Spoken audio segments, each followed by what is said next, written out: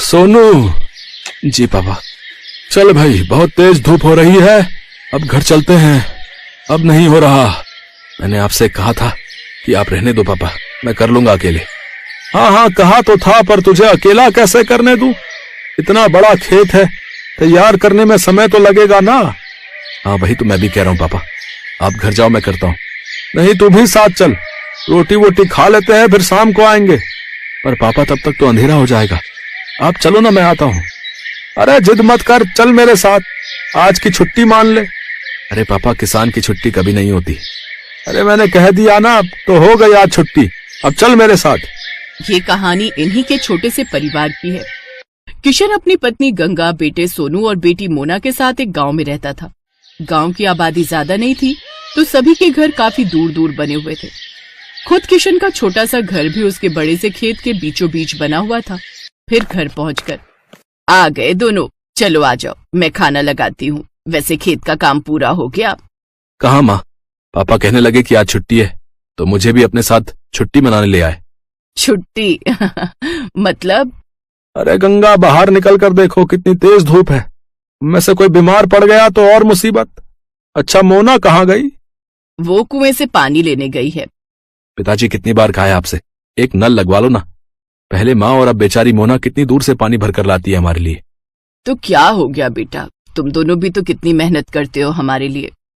हाँ माँ, पर नल तो होना ही चाहिए ना। ठीक कह रहा है तू।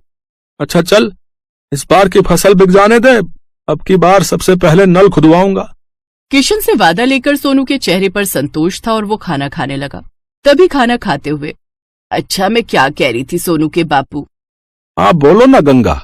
इसकी शादी वादी करनी है कि नहीं?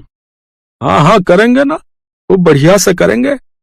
रहने दो पिताजी, इतनी परेशानियां क्या कम है जो एक और मोल ले लूं।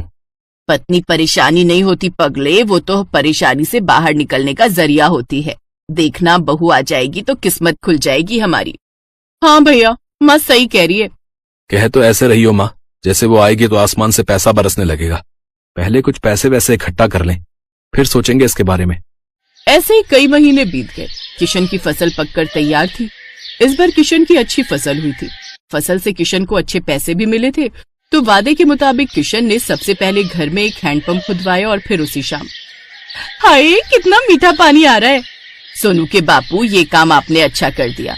अब सुनो, इससे पहले कि कोई और बड़ा खर्चा आए, सोनू का ब्याह भी कर दो और उसके लिए कमरा भी बनवा दो। ना माँ, अभी तो। चुप कर, तूने कहा था ना कि पहले नल फिर बहू। ले अब लग गया नल, अब तू कुछ नहीं बोलेगा। माँ की बात सुनकर सोनू चुप हो गया। फिर उस दिन से ही गंगा और किशन ने सोनू के लिए लड़की देखना शुरू कर दिया। और फिर क्या हुआ माँ, बात बनी? हाँ बन गई भाई, मुझे तो लड़की बहुत अच्छी लगी। राधिका नाम है उसका, पढ़ने लिखने में बहुत तेज है। पर क्या माँ? उसके बाबा की तबीयत सही नहीं रहती, माँ है नहीं, लेकिन मुझे तो बहुत अच्छी लगी। देखने में भी बड़ी प्यारी है। हाँ, और मुझे तो बहुत समझदार भी लगी। हम तो हाँ कर आए हैं, अब तो शादी की तैयारी करो भाई। कुछ दिनों के बाद सोनू की शादी राधिका से हो गई। राधिका ने ससुराल आते ही घर का सारा काम संभाल लिया। इस छोटे से परिवार में खुशियां ही खुशियां थी।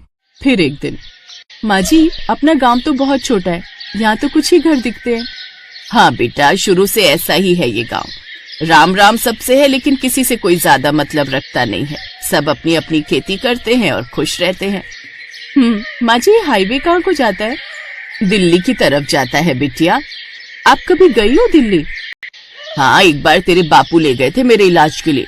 बहुत चौड़ी सड़क है भाई, बस वाले ने सर भगा दी बस। इसका मतलब दिल्ली ज्यादा दूर नहीं है यहाँ से। हाँ, पर तू क्यों पूछ रही है? नहीं नहीं, कुछ नहीं, बस ऐसे ही। गंगा समझ नहीं पा रही थी कि राधिका के मन में क्या खिचड़ी पक रही थी। ऐसे ही वक्त बीतता गया। फिर एक दिन किशन और सोनू सिर पकड़े बैठे थे, तभी राधिका चाय लेकर आई।